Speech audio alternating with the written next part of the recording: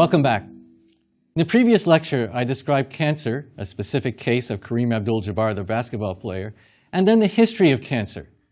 And I made the case that cancer is a disease of cells and the substances inside of them, the molecules. In this lecture, I'm going to describe the war on cancer and that we're not winning it. 1 person in 3 still gets malignant cancer, and 1 person in 4 dies of cancer. I'm going to describe here cancer in populations. What can we learn about its burden on societies? You'll see a lot of statistics in this lecture, but I'm really going to emphasize not just the numbers, but the interpretation. I'll describe first cancer as a major burden on society. Then I'll describe how it increased as a medical problem in the past century and what we can glean from that information. And third, I'll describe cancer as a global challenge. First, cancer as a burden on society.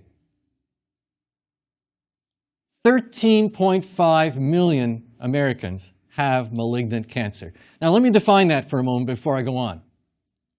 I'm going to define malignant cancer as cancer that can spread, has the capability of spreading elsewhere in the body. That's first. It's not benign, which is just a lump that's sitting there. We'll describe benign cancer and malignant later on, but I just want to describe malignant as being able to spread. And secondly, I'm excluding non-melanoma skin cancer, which is so common, these squamous and basal cell carcinomas, and they're so curable that we don't include it in most cancer statistics. Of these 13.5 million Americans with cancer, about 1/3 of them were diagnosed less than 5 years ago. Now we can look at the burden of cancer in society in 2 ways. We can look at morbidity, which is illness, and we can look at mortality, which is death. Looking at populations tells us trends and progress in fighting cancer, as well as the burden. Of the 13.5 million people with cancer, many of them got it recently, but it's not an epidemic. That is, we can define cancer terms in 2 ways of a population. First, the prevalence of cancer. Who has it? That's 13.5 million Americans. Secondly, we can say what is the incidence of cancer, and that is a rate. The rate of how many new cancers there are per unit time. Typically, it's how many new cancers there are per 100,000 per year. If we look at this graph, since 1971, if we look at the number in millions of people with cancer, and we look at the years from 1971 till about now, 2010, or this is the year we have most reliable data, you'll see that the curve has gone up. But of course, the population has risen as well. And if you look at the incidence of cancer, and you'll see this in a moment, the incidence has gone down somewhat, but not much. So we're not really preventing cancer from happening. Cancer is a disease of older people. I alluded to this in the previous lecture. Let me give you some statistics. From time of birth to age 19, children are 15% of the population up to age 19, but only 1% of the cancer cases. Ages 20 to 39, 16% of the American population, but only 4% of the cancer. This idea of cancer from older people primarily reflects multiple chemical changes to cells that give rise to malignancy. In a later lecture, I'll describe how you need 10 changes in the genetic material, DNA, just for a colon cancer cell to become a malignant cell. Cancer is most common in some organs. Here is cancer incidence in the United States, which is the actual prevalence of cancer, how many cases there are, for the most recent year, which is 2006. And this is males on one side and females on the other. And if you look at these data, you will see that the most common cancer in males is prostate cancer. Second is lung. Third is colorectal cancer. And fourth, urinary bladder, etc. So we'd say 241,740 cases of prostate cancer in the recent year. For females, most common cancer, not surprisingly you might surmise, is breast cancer, followed by lung, followed by colorectal and uterine cancer, etc. Why is this so? Why don't you have in this country a lot of liver cancer or intestine cancer? It's actually quite rare in the small intestine. Brain cancer, etc. Doesn't make them any less harmful or any less bad. It just means they're rarer. Why is that so? This may reflect the uses of these organs, rapid wear and tear. In a later lecture, I'll describe how the lining of organs, they all have lining of tissues, are more susceptible to damage, and the damage leads to cell division to try to repair it. And while the repair is going on, the cell is more susceptible to becoming cancerous. The economic costs of cancer can be divided into direct costs, which is the cost of medical care. So we can estimate the current direct costs and the growth over time. And different cancers, of course, have different medical costs. This is a very interesting graphic because it shows you what's the annual cost of having cancer for 3 different types. For breast cancer, the number is smaller. It's about $5,000 per year for a patient with breast cancer. For lung cancer, it's $32,000 a year. For leukemia, it's about $18,000 a year. Why is that different? It may reflect when the cancer is diagnosed. For example, lung cancer is diagnosed late, when patients are sicker and they need more care. It may reflect the cost of treatment. The new drugs I described, like Gleevec in the first lecture with chronic myelogenous leukemia, which is a spectacular drug, is very expensive. These new targeted therapies typically cost $250 a day, every day, for life sometimes. That's a lot of money. The financial cost of cancer varies from year to year. An initial year of diagnosis is very expensive. The last year of life, as you know, is quite expensive medically. The intermediate years, not so much. So this graphic shows you for 2010 and 2020, the estimates are for 2020, what's the total cost of cancer care in a given year, and this is per million, so this will be $20 billion, $40 billion, $60 billion. And you see the initial year is quite expensive. All of the intermediate years, totaled all together, so you might have 4 or 5 years where the cancer is being treated, but the person is still alive. Continuing care is about the same, and the last year is very expensive. Current costs in the United States are about $124 billion for direct costs due to cancer. 2020, estimated to be $158 billion a year.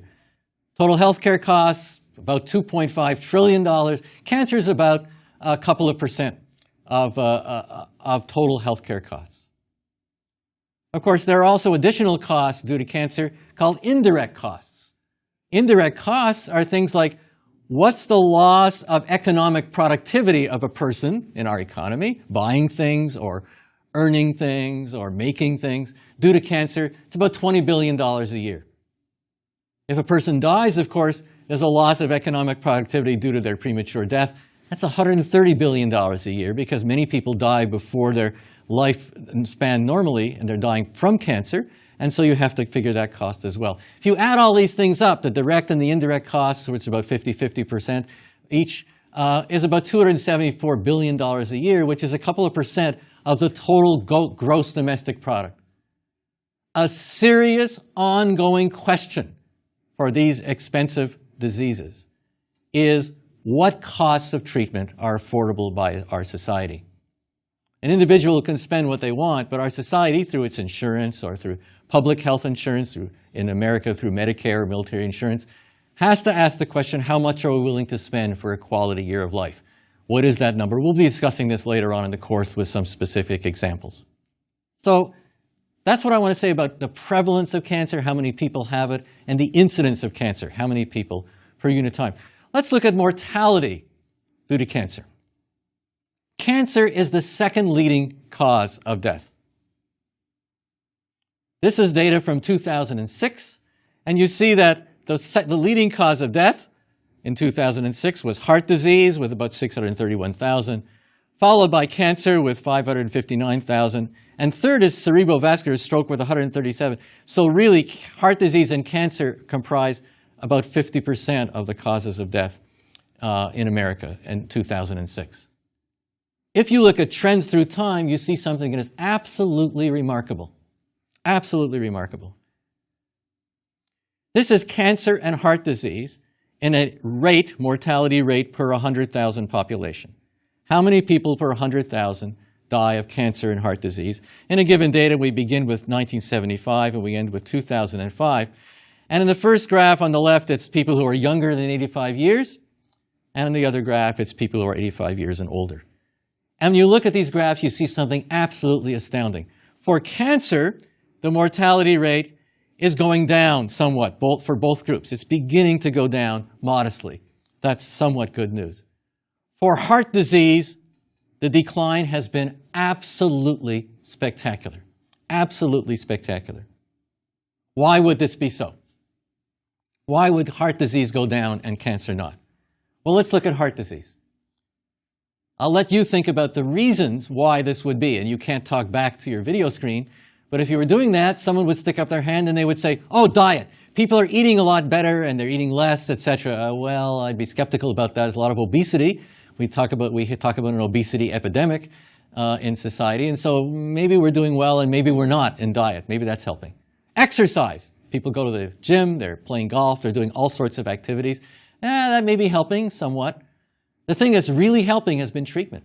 A terrific contribution of treatment to the reduction of deaths due to heart disease. For example, surgery, right? Implanting valves in the heart and stents and bypass surgeries. Drugs such as anti-cholesterol drugs, anti-hypertensive drugs, anti-congestive heart failure drugs. This has been a spectacular improvement in the treatment of this disease. For cancer, we haven't had that spectacular improvement yet, but the lesson of heart disease tells me that if we get the right information, we could get there as well for cancer. An interesting way of looking at this is to look at the life expectancy of a newborn baby. In 1960, the life expectancy of a newborn baby was 70 years. In 2000, the life expectancy was 77 years. So from 1960 to 2000, life expectancy of the United States of a newborn baby went up by 7 years. Pretty good. Let's look at the causes of this increase. Of the 7 years, 4.9 years improvement was due to reduction in deaths from cardiovascular or heart disease.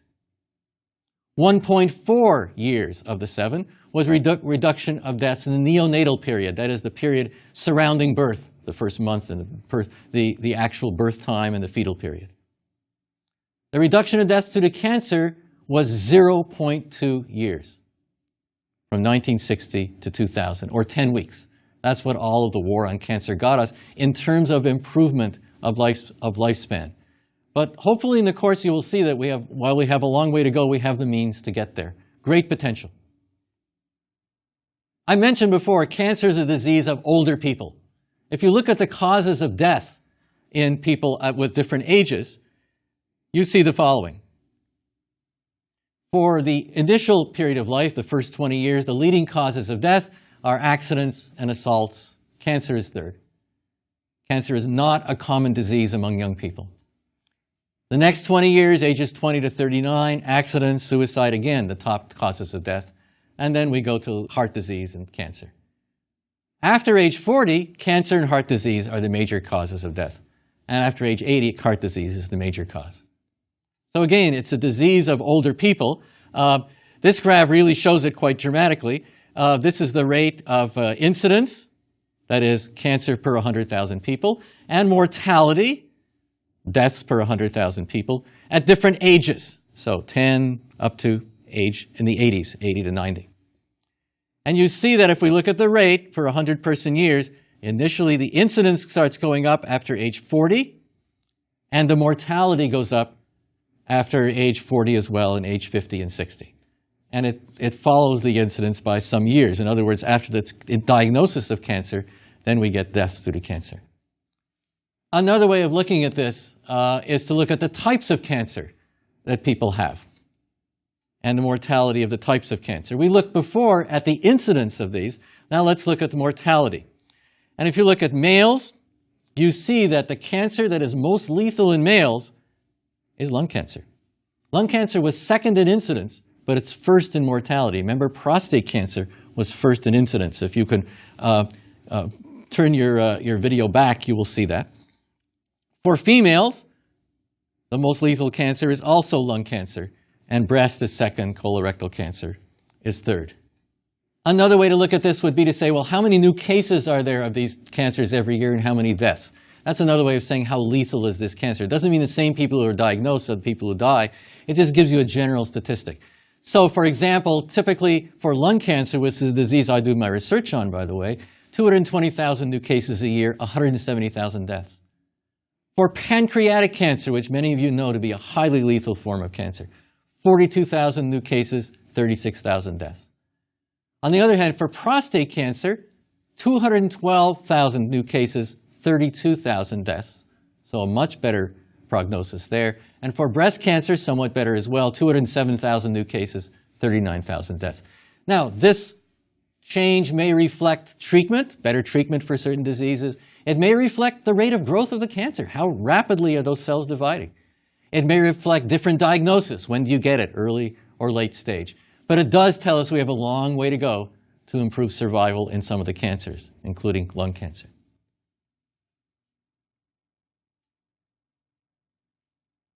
The next thing I'd like to talk about in the lecture is cancer as a medical problem in the past century, because there are some really interesting aspects that will come out of this. Before 1900, cancer was a rare disease. It was quite rare in incidence. Most people seemed to die of infectious disease. The lifespan was a lot lower than it is now because of that, because we didn't have good public health. So, for example, in the year 1900, the typical lifespan of a newborn in England, remember now it's 70-some years, it was 45 years old, and it was similar in the United States. Most Americans died in their 40s. Now, of course, we have improved public health and improved explanations of disease, improved sanitation. More people seem to be living longer. And if you live longer, you can develop cancer. Remember, cancer is a disease of older people.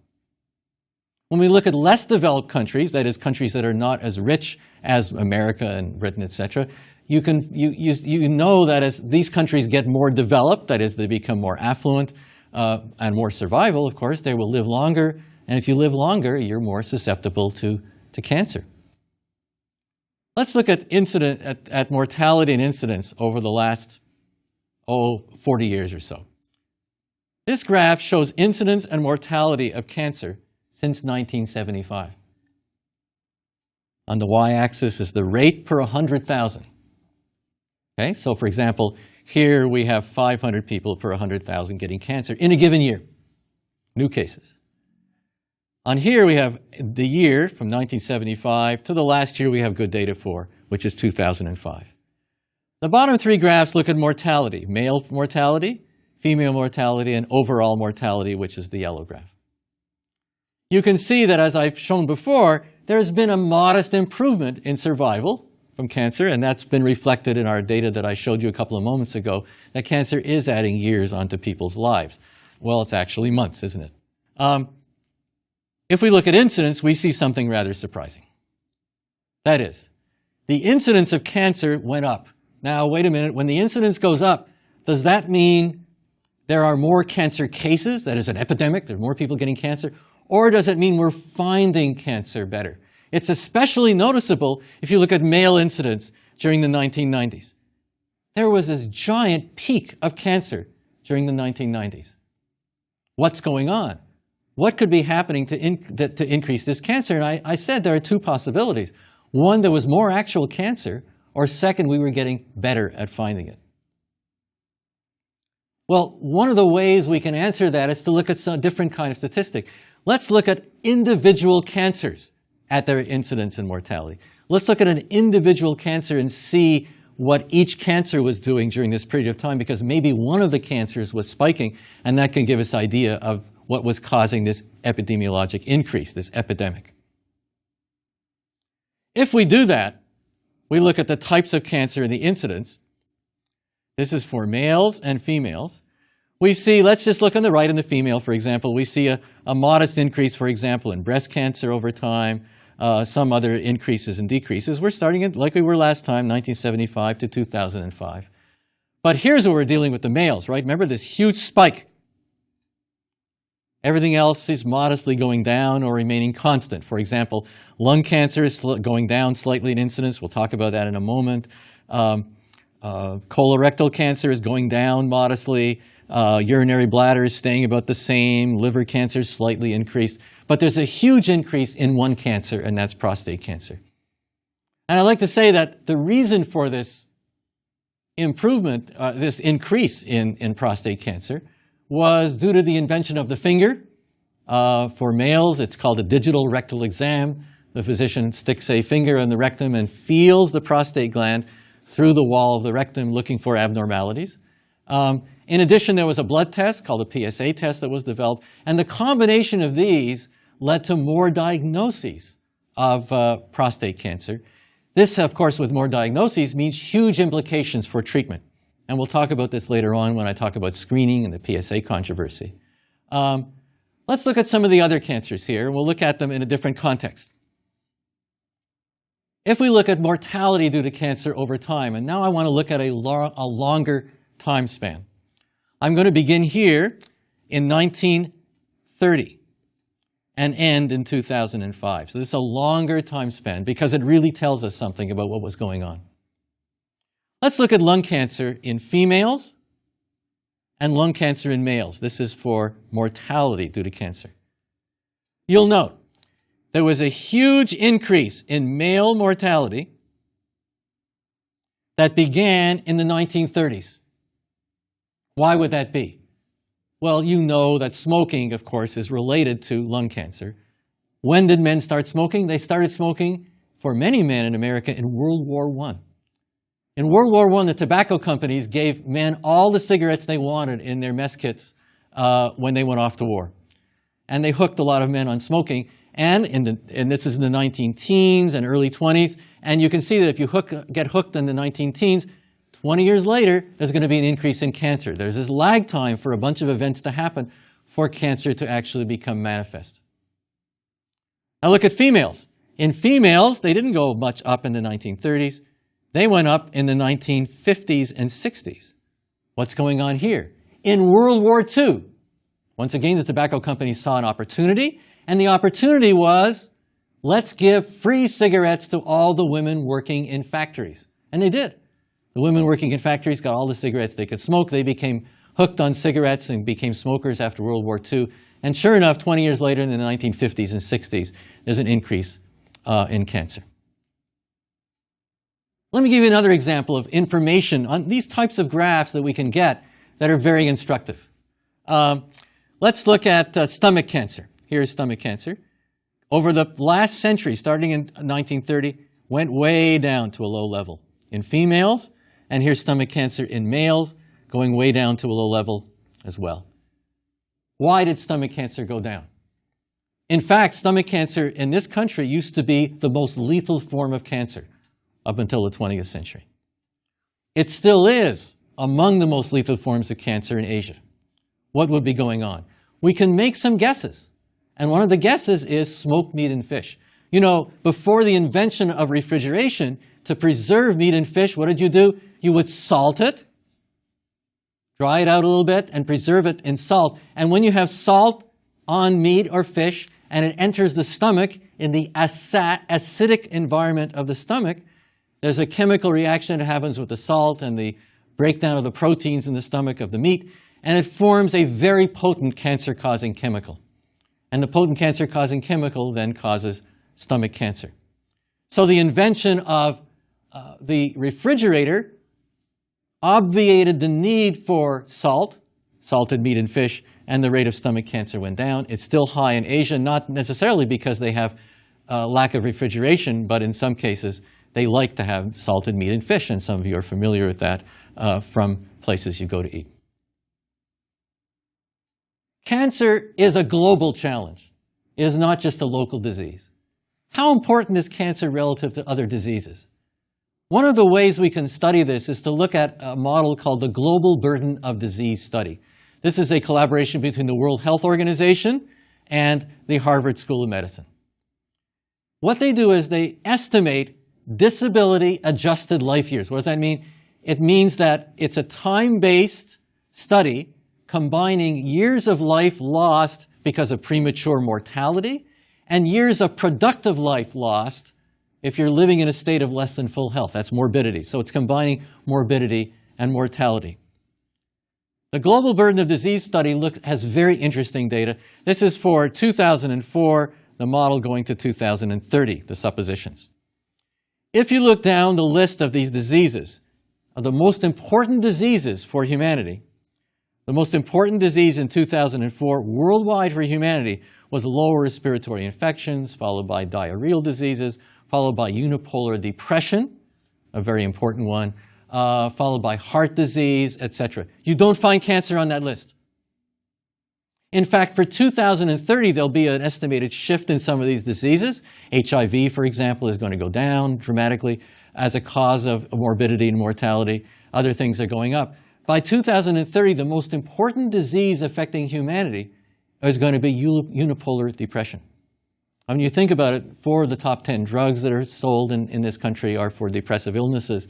And depression is a very common and very difficult thing to deal with in our society. It's quite a common thing. So cancer is not on that list. When we look at the causes of death worldwide, we see that in the world, the only cancer in the top 8 is lung cancer. The top disease is coronary, followed by stroke, respiratory infections, etc.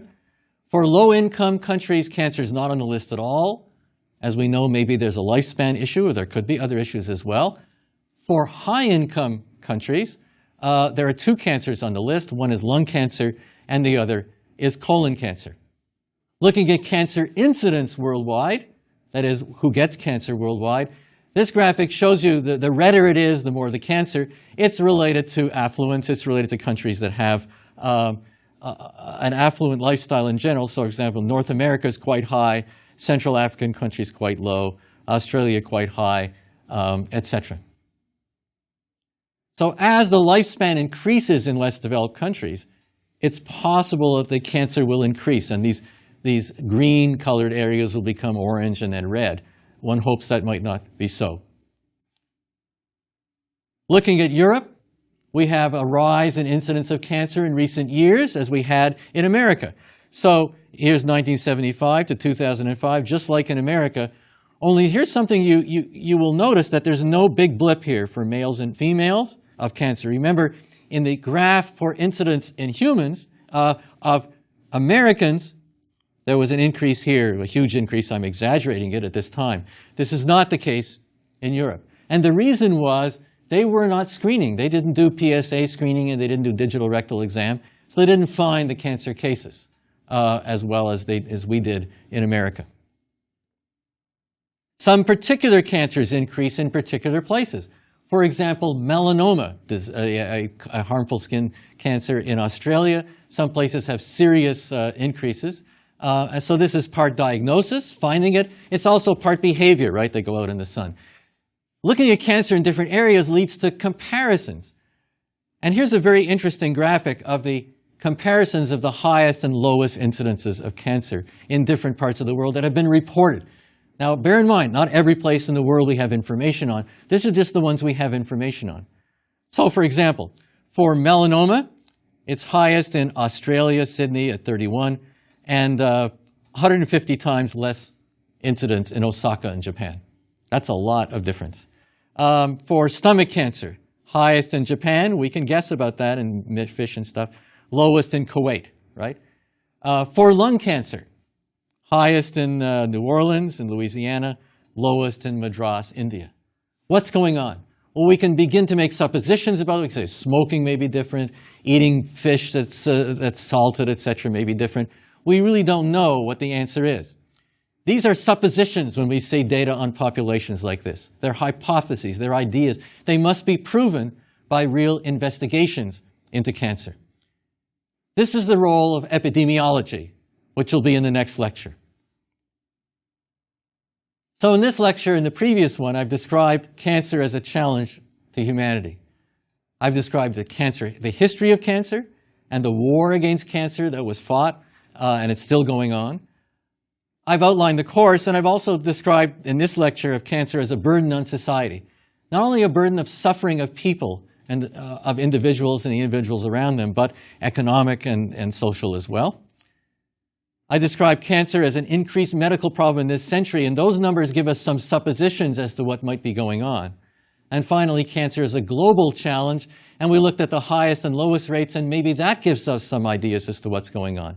And as I said, the next lectures will describe the science of epidemiology, disease in populations, to try to prove some of these relationships between something that someone is exposed to and cancer. Thank you.